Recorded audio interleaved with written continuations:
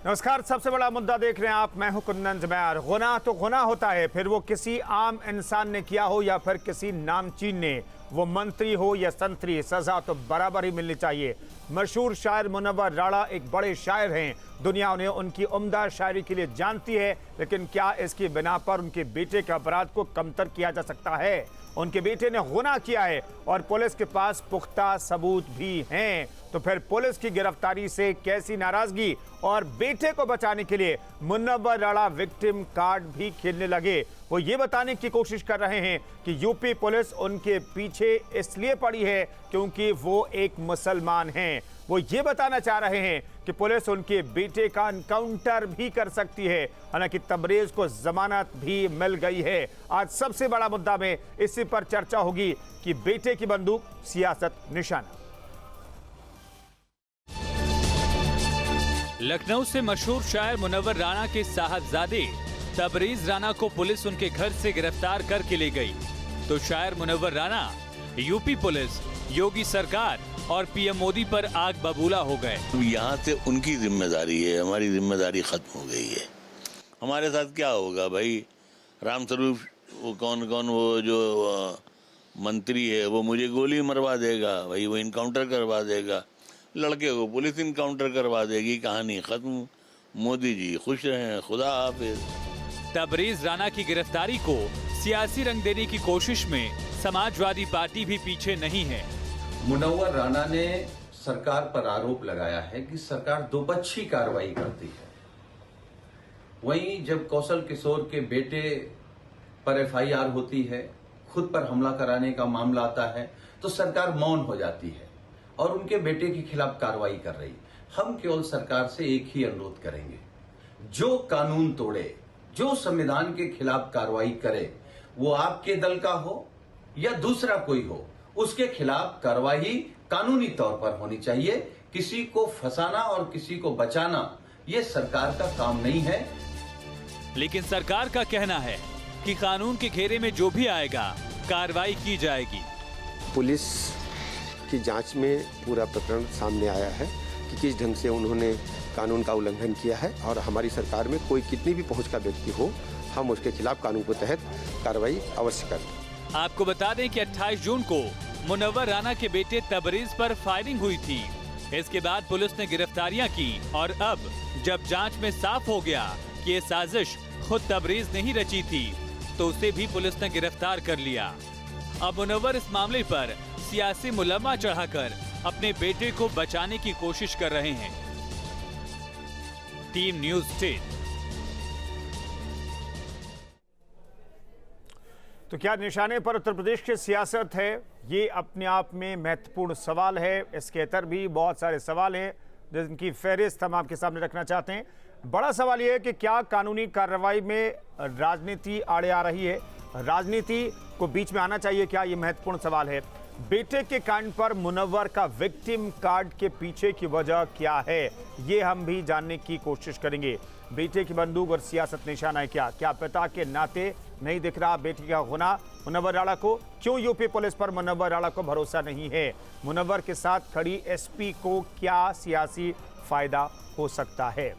ये तमाम ऐसे सवाल हैं जिनके जवाब तलाशने की हम कोशिश करेंगे। तमाम मेहमान हमारे साथ जुड़ रहे हैं। समाजवादी पार्टी से हमारे साथ मेहमान जुड़े हैं। केसी पांडे साहब पूर्व मंत्री रहे हैं और सबीर सिंह हमारे साथ बीजेपी प्रवक्ता मौजूद हैं। पहला सवाल पांडे साहब आपसे, क्या वजह दिखाई पड़ती है? क्या कोई सियासी रंजिश मान बैठी है बीजेपी या उत्तर प्रदेश के पुलिस मुनव्वर राणा के बेटे से और इसलिए कार्रवाई की गई है?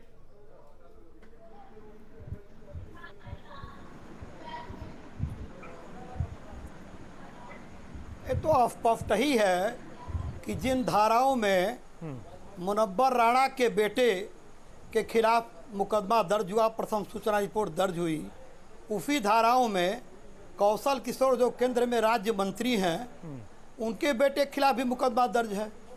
लेकिन मुनव्वर राणा के बेटे का दोष है को मुस्लिम समाज से आता है, अल्पसंख्यक समाज से आता है, और भारतीय जनता पार्टी की सरकार में सबसे बड़ा संकट यह है कि ब्राह्मण होना, यादव होना, मुस्लिम होना गुनाह हो गया है।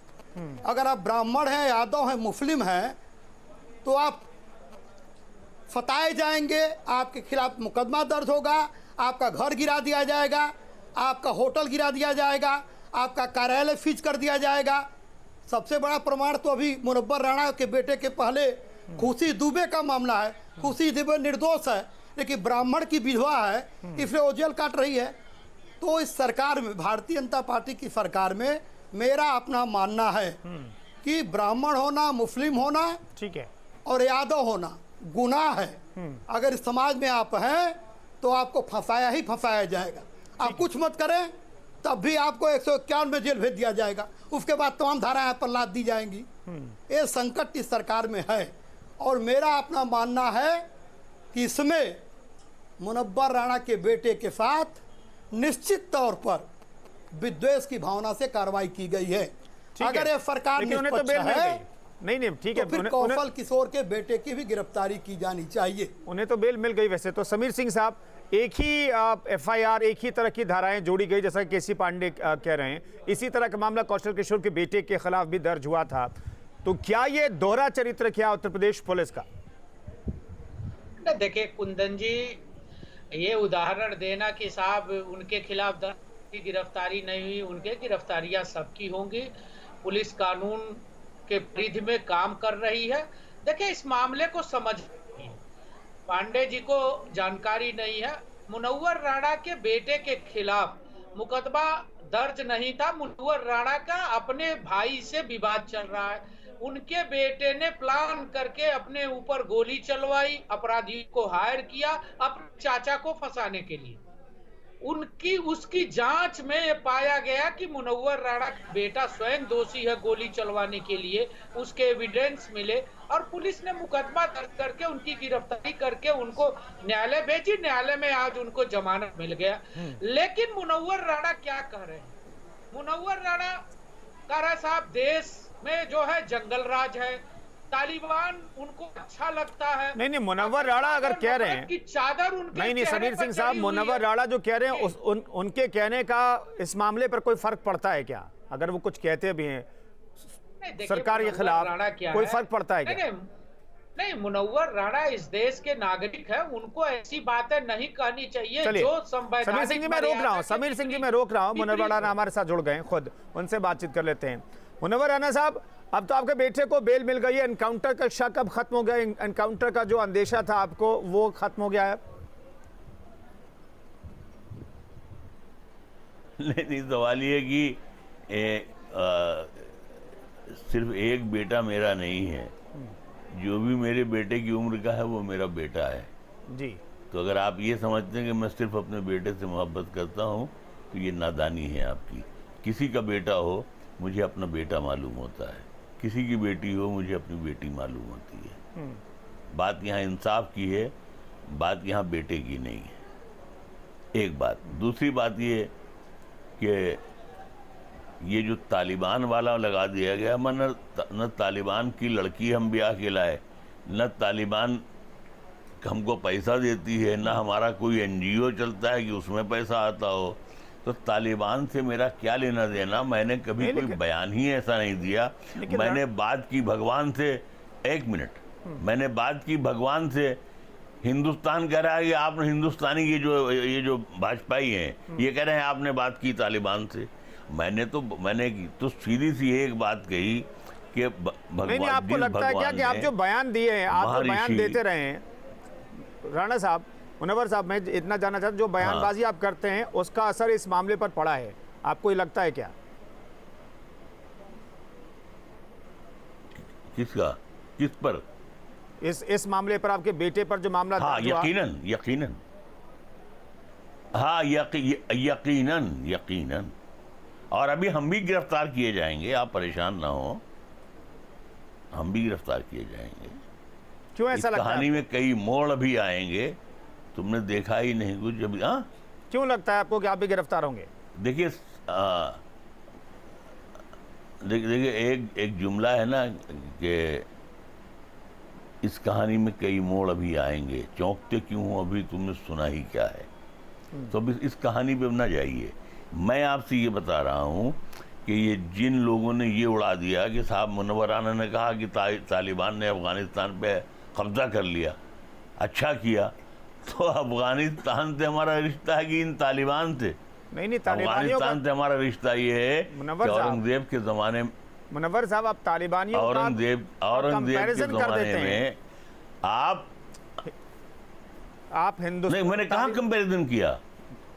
यहाँ पर तो आरोप लगाया जाता है कि आप नेवर नेवर नेवर, देखिए नेवर, असल में हमारी गुफ्तगू समझने के लिए जरा पढ़ा लिखा होना जरूरी है, समझे आप? प्रॉब्लम ये है, मैंने भगवान से शिकायत की थी और भगवान से कहा था कि भगवान जैसे, मैंने ये कहा था कि जब भगवान महर्षि वाल्मीकि से रामायण लिखवा सकते हैं तो भगवान इनको भी तौफीक देगा कि ये भी सुधर जाएं, कि इन्हें भेजा गया था इंसान बनाकर, अशरफुल मखलूक़ात बनाकर, ये आगे यहाँ जंगल बना रहे हैं दुनिया को, दुनिया में जंगल बनाने के लिए इस्लाम अल्लाह ने नहीं भेजा था। तो मैंने कहा शायद इनको भी तौफीक दे, और मैंने ये भी कहा था कि हिंदुस्तान को अभी जल्दबाजी नहीं करनी चाहिए, इसलिए मतलब वेट और वॉच करना चाहिए, क्योंकि पाकिस्तान फ़ायदा उठाना चाहता है अफ़गानिस्तान से या तालिबान से। हम ये चाहते हैं कि हिंदुस्तान जो है उसको पाकिस्तान की जाल में ना आना पड़े, उस जाल से वो निकला रहे। तो इससे मेरी ये ख्वाहिश थी एक, और इसमें मेरा क्या लेना देना भाई? कोई मेरी तनख्वाह बंधी हुई है, मेरे पास देश से पैसा आता है, मैं विदेश से माल लेकर के आता हूँ और नेताओं की तरह। नहीं मुनव्वर साहब, मैं दलाली नहीं करता हूँ, दलाली नहीं खाता हूँ। आपने अपने बेटे की गिरफ्तारी के बाद जो बयान दिया, इसके पीछे कोई सियासी वजह है, ये भी आरोप लगाया जा रहा है। देखिए सियासत करना होती तो आज हम मिनिस्टर होते, क्योंकि मैंने एक बार संबित पात्रा को डांटा था कि अगर मैं रायबरेली का रहने वाला हूँ और जहाँ की नालियों से बह करके सत्ता दिल्ली पहुँचती है, अगर मैं भिक्षा पात्र किसी नाली में भी लगा देता तो वजीर हो गया होता। तो यही नहीं है, भगवान की कृपा से मोदी जी भी जिंदा हैं और मैं भी जिंदा हूँ। साहब, उत्तर प्रदेश में तो डर लगता है आपको? एक मिनट, जब मैं उनका शुक्रिया अदा कर, यार बात बोलने दीजिए ना, आप टप टप टप टप कर रहे हैं, बुरी बात है ये, आउट ऑफ मैनर है ये। आप एंकर हैं या अल्लाह मियां हैं? आप क्या हैं? पहले हमको ये बता दीजिए। एंकर ही हूँ मुनव्वर साहब। आप बात मुकम्मल नहीं होने दे रहे हैं। थोड़ा वक्त कम है मुनव्वर साहब, इसलिए मैं रोक रहा हूँ, कहिए। मैं आपको सिर्फ ये बताना चाह रहा हूँ कि जब मोदी जी से मेरी मुलाकात हुई थी, उन्होंने मेरी माँ के मरने पर एक पन्ने का खत लिखा, तो मुझे एहसास हुआ कि मुझे जाना चाहिए, मिलना चाहिए। मुझे एक साहब लेकर के गए, वो मिलवाना चाहते थे। ठीक है। मैंने, मोदी जी ने मुझसे जब कहा कि आइए राणा साहब बैठिए, तो मैंने कहा सर बैठने से पहले मैं एक बात आपसे कह देना चाहता हूँ कि ये लोकसभा और राज्यसभा की कुर्सियाँ जो हैं मेरी शख्सियत से बहुत छोटी हैं। मैंने ये बात इसलिए कही कि भगवान जिंदा रखे, अभी मोदी जी भी जिंदा हैं, और भगवान मुझे मार दे, अब तो इस दुनिया के लायक रह भी नहीं गए हम। लेकिन ये बात वहाँ के दरो दीवार से आवाज़ आएगी कि मैंने ये कह दिया, वहाँ लोग मांगने जाते हैं कटोरा लेकर, मैं वहाँ वापस करने गया था, कटोरा लेके मांगने नहीं गया था। तो मेरी इसमें कोई सियासी, मैं क्या करूँगा? 70 साल की उम्र में क्या करूँगा मैं? ठीक है, सियासत से मेरा क्या लेना देना है? मैं अगला सवाल पूछ लूँ आपसे। आप पूछें, बिल्कुल आप पूछें। मैं ये जानना चाहता हूँ, उत्तर प्रदेश में डर लगता है क्या? अब तो आपके बेटे की गिरफ्तारी वाले की जमानत भी मिल गई, लेकिन आपने कहा कि उत्तर प्रदेश में डर लगता है। उत्तर प्रदेश में अगर दोबारा मुख्यमंत्री बन गए योगी आदित्यनाथ, तो उत्तर प्रदेश आप छोड़ देंगे। इसके पीछे की वजह क्या दिखती है आपको? आखिर इस तरह की बयानबाजी क्यों करते रहते हैं? ये भी मैंने नहीं कहा। यही तो हम कहते हैं कि सर में आप लोग थोड़ा सा कम पढ़े लिखे हैं, खाली एंकर हो जाते हैं। मैंने ये कहा था आपकी इंफॉर्मेशन के लिए कि अगर ओवैसी के मदद से अगर यहाँ भाजपा आ जाती है तो मैं उत्तर प्रदेश छोड़ दूंगा। यहाँ मेरा योगी जी से क्या झगड़ा है भाई? भाजपा से क्या लेना देना है? वो अपनी पार्टी है, वो अपनी पार्टी चलाते हैं।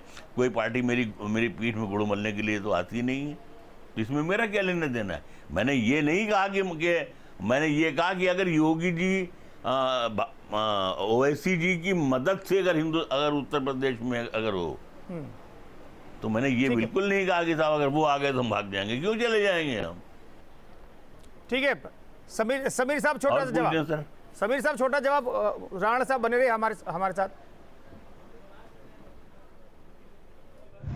देखिए कुंदन जी, बहुत स्पष्ट रूप से मैं कहना चाहता हूं कि अगर मुनव्वर राणा जी बार बार ये कह रहे हैं कि पढ़े लिखे नहीं है, अगर मुनव्वर राणा जी पढ़े लिखे हैं और इनका जो बयान है, तो हमें लगता है कि अनपढ़ भी इनके सामने ज्ञानी होगा मुनव्वर राणा जी के सामने, जिस प्रकार का ये बयान देते हैं।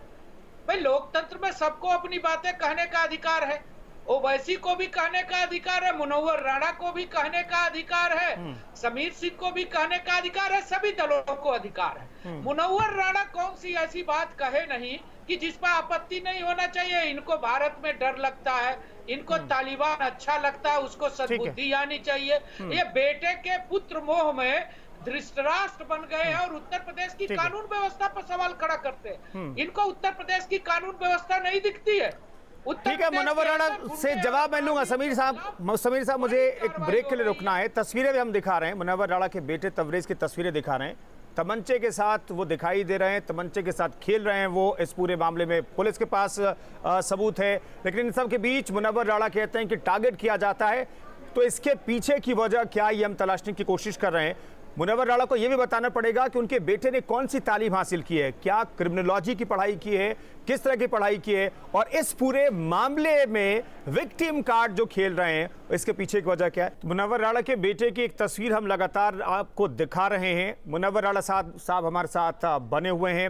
मुनव्वर राणा साहब, एक छोटा सा सवाल ये है कि ये कौन सी तालीम है जो आपके बेटे ने हासिल की है, जरा तस्वीर हम दिखा रहे हैं।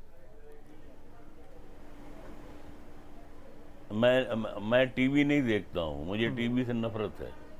नहीं, आपके बेटे तमंचे से खेल रहे हैं, निशाना लगा रहे हैं। तमंचे से इंसान ही खेलता है, कुत्ते नहीं खेलते हैं। नहीं, कौन सी पढ़ाई है ये, इस तरह के ऐसे वीडियो बनाना, निशाना लगाना? आपके चैनल के और इन्हीं वीडियोस के आधार पर और जिस मामले में गिरफ्तारी हुई उसमें पुख्ता सबूत है पुलिस के पास, इसलिए कार्रवाई की गई है ना।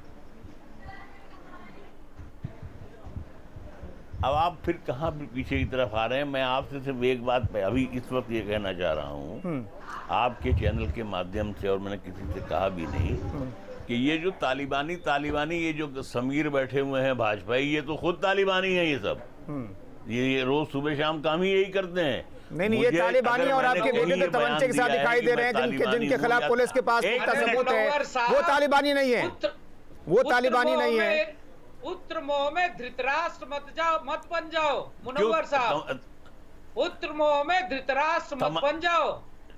समाज की मान्यताओं को दरकिनार मत करो मुनव्वर साहब। आपकी लड़ाई और आपके बेटे की लड़ाई आपके भाई से है। आप सभी समाज का बेटा, अगर आपका बेटा है तो आपका भाई आपका दुश्मन कैसे हो गया, और आप देश के दुश्मन कैसे होते जा रहे हैं। देखिए, आप कहते हो कि भारत में डर लगता है, ऐसा है, उत्तर प्रदेश में आपको डर लगता है।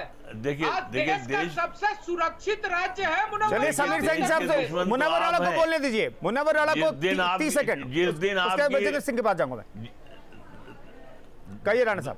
देश के दुश्मन तो आप हैं। जिस दिन आपकी हुकूमत जाएगी आप गूंगे हो जाएंगे। समाज के दुश्मन आपके बेटे नहीं है जो आपके भाई और भतीजे के खिलाफ साजिश रचते हैं। मुनव्वर राणा साहब नहीं, मैं कांग्रेस प्रवक्ता हमारे साथ जुड़े, उनके पास मैंने गया, छोटा सा रिएक्शन उनसे ले लेता हूं, उसके बाद दोबारा मैं आपके पास लौटूंगा। वक्त रात दोबारा मैं आपके पास लौटूंगा। विजेंद्र सिंह साहब, इन सब के पीछे क्या वजह दिखाई देती है? जब कानून के पास सबूत है तो क्यों ये विक्टिम कार्ड खेल रहे हैं राणा साहब? मुनव्वर राणा साहब क्यों विक्टिम कार्ड खेल रहे हैं? विजेंद्र जी देखिए, कुंदन जी, आपने राणा साहब को सुन लिया। मैंने बहुत सुना, बहुत वक्त दिया राणा साहब को, बहुत तसल्ली से सुना, बहुत बातें उन्होंने कही। विजेंद्र जी, वही मैं कहना चाहता हूं कि आपने राणा साहब को सुन लिया और भारतीय जनता पार्टी को सुन लिया। मैं उत्तर प्रदेश का एक आम नागरिक होने के नाते आपसे पूछना चाहता हूं कि आज ही उत्तर प्रदेश के मुख्यमंत्री के घर गोरखपुर में एक राजपूत पुत्री को इसलिए गोली मारकर हत्या कर दी गई कि वो अपने पिता की हत्या होते हुए वीडियो बना रही थी उसके जुर्म का। और कल माननीय सर्वोच्च न्यायालय में उत्तर प्रदेश के घोसी के एक सांसद जी खड़ी मिलेगी। दूसरी बात मैं कहना चाहता हूँ आपके माध्यम से, बार-बार ये सरकार केवल और केवल मुसलमानों को, यादवों को, ब्राह्मणों को टारगेट करके अत्याचार कर रही है। तीसरी बात मैं बताना चाहता हूँ, ठीक है मुनव्वर जी कहिए। एक मिनट, आप मुझे आधे मिनट का वक्त दीजिए। दे रहा हूँ सर, मुनव्वर जी दे रहा हूँ। चाहता हूँ कि अगर एक मिनट, अगर कोई भी शख्स ये साबित कर दे कि मैंने तालिबान की तरफदारी की है तो मैं उसके घर जाके उसे 1 लाख रुपए दूंगा, और अगर साबित नहीं कर सका तो उसको मुझसे माफी मांगनी चाहिए। ये जितने ऊना वाला, पूना वाला, चूना वाला सब बैठे रहते हैं, इन सब के लिए कोई एक आदमी भी ये साबित कर दे कि मैंने ऐसा कुछ कहा है। मैंने कुछ नहीं कहा, सिर्फ तमाशा बनाया गया है उसको। ठीक है, समीर सिंह साहब साबित कर सकते हैं क्या? बात खड़े हैं समीर सिंह साहब। बिल्कुल कर सकता हूँ। इनके वीडियोज है, इनकी बातें है, समाज के अंदर दिखाई गई है, टीवी पर चला है। इन्होंने तालिबान की वकालत की है। वीडियो निकालिए, 1 लाख जीतिए। वीडियो निकालिए, 1 लाख जीतिए। चाहिए साहब, ठीक है, वीडियो निकालिए, 1 लाख जीतिए। आप देश के साथ, चलिए बहुत बहुत शुक्रिया, बहुत शुक्रिया इस चर्चा में शरीक होने के लिए। सबसे बड़ा मुद्दा कार्यक्रम में फिलहाल इतना ही। पूरी चर्चा आपने सुन ली, सभी का पक्ष आपने देख लिया। आपको तय करना है कि जिस शख्स के खिलाफ पुलिस ने कार्रवाई की है उसके पीछे की वजह पुख्ता सबूत है या फिर उत्तर प्रदेश में मुसलमानों को टारगेट किया जा रहा है, यह आपको तय करना है। सबसे बड़ा मुद्दा कार्यक्रम में फिलहाल इतना ही।